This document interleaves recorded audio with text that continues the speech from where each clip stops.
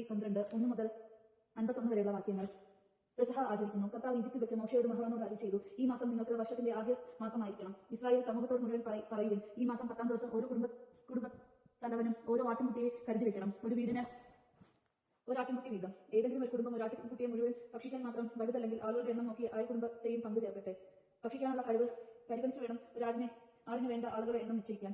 കോലാടുകളിൽ നിന്നോ ചെമ്മരി ആടുകളിൽ നിന്നോ ആട്ടിൻകുട്ടിയെ തിരഞ്ഞെടുത്തു കൊള്ളുക. എന്നാൽ അത് ഒരു വയസ്സുള്ളതും ഊന് മറ്റതുമായ മുട്ടാടായിരിക്കണം. ഈ മാസം 14-ാം ദിവസം വരെ അതിനെ സൂക്ഷിക്കണം. ഇസ്രായേൽ സമൂഹം മുഴുവൻ തങ്ങളുടെ ആട്ടിൻകുട്ടികളെ അന്ന് സന്ധ്യയ്ക്ക് കൊല്ലണം. അതിന്റെ രക്തത്തിൽ നിന്ന് കുറച്ചെടുത്ത് ആടിനെ ഭക്ഷിക്കാൻ കൂടിയിരിക്കുന്ന വീടിന്റെ 2 കാലുകളിലും മേൽപ്പടിയിലും പുരട്ടണം.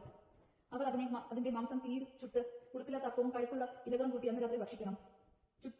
ചുട്ടല്ലാത്ത പച്ചയായോ വെള്ളത്തിൽ വേവിച്ചതോ ഭക്ഷിക്കരുത്. അങ്ങനെ മുഴുവനും തലയും കാലും ഉൾഭാഗവും അടക്കം ചുട്ട് ഭക്ഷിക്കണം. പ്രഭാതമാകുമ്പോൾ അതിൽ യാതൊന്നും അവശേഷിക്കരുത്. എന്തെങ്കിലും മിച്ചം വന്ന് തീയിൽ ദഹിപ്പിക്കണം. ഇപ്രകാരമാണ് അത് ഭക്ഷിക്കേണ്ടത്. അരമുറക്കി ചെറുപൂക്കളമിന് വടി കയ്യിൽ ഏന്തി തിടുക്കത്തിൽ ഭക്ഷിക്കണം. കാരണം അത് കർത്താവിന്റെ പെസഹയാണ്. ആ രാത്രി ഞാൻ ഈജിപ്തിലൂടെ കടന്നുപോകും. ഈജിപ്തിലെ മനുഷ്യരുടെയും മൃഗങ്ങളുടെയും ആദ്യ ജാതരെല്ലാം ഞാൻ സംഭരിക്കും. ഈജിപ്തിലെ ദേവന്മാർക്കെല്ലാം എതിരായി ഞാൻ ശിക്ഷാവിധി നടത്തും. ഞാനാണ് കർത്താവ്. കട്ടിലയിലുള്ള രക്തം നിങ്ങൾ ആ വീട്ടിൽ താമസിക്കുന്നു എന്നതിന്റെ അടയാളമായിരിക്കും. അത് കാണുമ്പോൾ ഞാൻ നിങ്ങളെ കടന്നുപോകും. ഞാൻ ഈജിപ്തിനെ പ്രഹരിക്കുമ്പോൾ ആ ശിക്ഷ നിങ്ങളെ ബാധിക്കുകയില്ല. ഒരു ദിവസം നിങ്ങൾക്ക് സ്മരണ ദിനമായിരിക്കട്ടെ. ഇത് തലമുറ തോറും കർത്താവിന്റെ തിരുനാളായി നിങ്ങൾ ആചരിക്കണം. അത് നിങ്ങൾക്ക് എന്നേക്കും ഒരു കൽപ്പനയായിരിക്കും.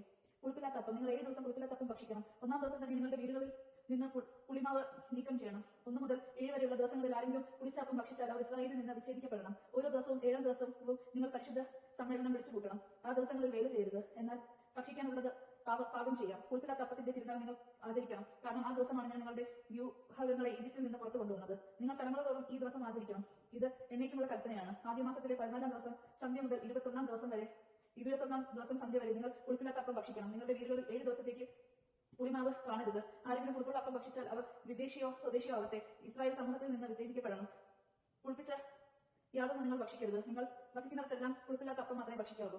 ആദ്യത്തെ പെസഹ. മോശ ഇസ്രായേൽ ശ്രേഷ്ഠന്മാരെ വിളിച്ചു പറഞ്ഞു, കുടുംബങ്ങളുടെ കണക്കനുസരിച്ച് നിങ്ങൾ പെസഹ ആട്ടിൻകുട്ടികളെ തിരഞ്ഞെടുത്ത് കൊല്ലുവിൻ. പാത്രത്തിലുള്ള രക്തത്തിൽ ഹിസ്സോപ്പ് കമ്പ് മുക്കി 2 കട്ടിലകളിലും മേൽപ്പടിയിലും തളിക്കുവിൻ. പ്രഭാതമാകുന്നതുവരെ ആരും വീടിന് പുറത്ത് പോകരുത്. എന്നാൽ ഈജിപ്തുകാരെ സംഹരിക്കുന്നതിന് വേണ്ടി കർത്താവ് കടന്നുപോകും. എന്നാൽ നിങ്ങളുടെ മേൽപ്പടിയിലും 2 കാലുകളിലും രക്തം കാണുമ്പോൾ കർത്താവ് നിങ്ങളുടെ വാതിൽ പിന്നിട്ട് കടന്നുപോകും. സംഹാരദൂതൻ നിങ്ങളുടെ വീടുകളിൽ പ്രവേശിച്ച് നിങ്ങൾ വധിക്കാൻ അവിടെ അനുവദിക്കുകയില്ല. ഇത് നിങ്ങളുടെ സന്തതികളും എക്കാലവും ഒരു കൽപ്പനയായി ആചരിക്കണം. കർത്താവിന്റെ വാഗ്ദാനം അനുസരിച്ച് നിങ്ങൾക്ക് തരുന്ന സ്ഥലത്ത് ചെന്ന് ചേർന്നതിനു ശേഷവും ഈ കർമ്മം ആചരിക്കണം. ഇതിന്റെ അർത്ഥം എന്താണെന്ന് നിങ്ങളുടെ മക്കൾ ചോദിക്കുമ്പോൾ പറയണം, ഇത് കർത്താവിന് അർപ്പിക്കുന്ന പെസഹ ബലിയാണ്. അവിടെ ഈജിപ്തിലുണ്ടായിരുന്ന ഇസ്രായേൽക്കാരുടെ ഭവനങ്ങൾ കടന്നുപോയി. ഈജിപ്തുകാരെ സംഭരിച്ചപ്പോൾ അവിടുന്ന് ഇസ്രായേൽക്കാരെ രക്ഷിച്ചു. അപ്പോൾ ജനം കുമ്പിട്ട് ദൈവത്തെ ആരാധിച്ചു. അനന്തരം ഇസ്രായേൽക്കാർ അവിടെ വിട്ടുപോയി. കർത്താവ് മോശയോട് അഹ്റോനോട് കൽപ്പിച്ചതുപോലെ ജനം പ്രവർത്തിച്ചു.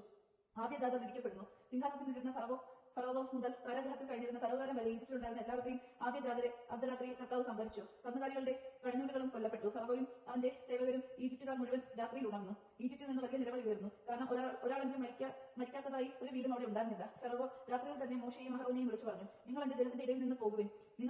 നിങ്ങളും ഇസ്രായേൽക്കാർ മുഴുവനും നിങ്ങൾ പറഞ്ഞതുപോലെ പോയി കർത്താവിനെ ആരാധിക്കുവിൻ. നിങ്ങൾ ആവശ്യപ്പെട്ടതുപോലെ നിങ്ങളുടെ അടിമകളെയും കൊണ്ടുപോകുവിൻ. എന്നെ അനുഗ്രഹിക്കുകയും ചെയ്യുവിൻ. കഴിവതും വേഗം രാജ്യത്തിന് പുറത്തേക്ക് കടക്കാൻ ഈജിപ്തുകാർ ജനത്തെ നിർബന്ധിച്ചു. അവർ പറഞ്ഞു, ഞങ്ങൾ മരിച്ചുകൊണ്ടിരിക്കുകയാണ്. കുഴച്ച മാവ് ഉൾപ്പില്ലാത്തതിന് മുൻപ് തന്നെ പാത്രത്തോടെ എടുത്ത് ജനം തങ്ങളുടെ തോൾമുണ്ടിൽ പൊതിഞ്ഞു. മോശ പറഞ്ഞതുപോലെ ഇസ്രായേൽക്കാർ പ്രവർത്തിച്ചു. അവർ ഈജിപ്തുകാരോട് പൊന്നും വെള്ളിയും കൊണ്ടുള്ള ആഭരണങ്ങളും വസ്ത്രങ്ങളും ചോദിച്ചു. കർത്താവ് ഈജിപ്തുകാർക്ക് ഇസ്രായേൽക്കാരോട് ആദരം തോന്നിച്ചതിനാൽ അവർ ചോദിച്ചതൊക്കെ ഈജിപ്തുകാർ കൊടുത്തു. അങ്ങനെ അവർ ഈജിപ്തുകാരെ കൊള്ളയടിച്ചു. ഇസ്രായേൽക്കാർ പുറപ്പെടുന്നു. ഇസ്രായേൽക്കാർ റംസേസിൽ നിന്ന് സുക്കോത്തിലേക്ക് കാൽനടയായി യാത്ര തിരിച്ചു. അവർ സ്ത്രീകളെയും കുട്ടികളെയും കൂടാതെ ഏകദേശം 6 ലക്ഷം പുരുഷന്മാരുണ്ടായിരുന്നു. ഇതിലെ വിവാഹത്തിൽപ്പെട്ട വലിയൊരു ജനസമൂഹം അവരോടൊപ്പം പുറപ്പെട്ടു. വളരെ ആളുകളും കന്നുകാലികളും അവരോട് കൂടി ഉണ്ടായിരുന്നു. ഈജിപ്തിൽ നിന്ന് കൊണ്ടുപോകുന്ന മാവ് പുളിപ്പില്ലാത്തതായിരുന്നതിനാൽ അവർ പുളിപ്പില്ലാത്ത അപ്പം ചുട്ടു. തിടുക്കത്തിൽ പുറപ്പെട്ടതിനാൽ യാത്രയ്ക്കായി ആഹാരം എടുക്കാൻ അവർക്ക് സമയം ലഭിച്ചില്ല. ഇസ്രായേൽക്കാരുടെ ഈജിപ്തിലെ വാസകാലം 130 വർഷമായിരുന്നു. 430 വത്സരം പൂർത്തിയായ അന്ന് തന്നെ കർത്താവിന്റെ ജനസമൂഹം മുഴുവൻ ഈജിപ്തിൽ നിന്ന് പുറപ്പെട്ടു. അവരെ ഈജിപ്തിൽ നിന്ന് പുറത്ത് കൊണ്ടുവരാൻ വേണ്ടി കർത്താവ് ജാഗ്രതനായി വർദ്ധിച്ച രാത്രിയാണ്. അക്കാരണത്താൽ തലമുറ തോറും ഇസ്രായേൽക്കാർ ഉറക്കം മുളച്ചിരുന്ന ആ രാത്രി കർത്താവിന്റെയും ബഹുമാനത്വം ആചരിക്കണം. പെസഹ ആചരിക്കേണ്ട വിധം. കർത്താവ് മോശയോട് അഹ്റോനോടും അരുളി ചെയ്തു, പെസഹ ആചരിക്കേണ്ട ചട്ടം ഇതാണ്.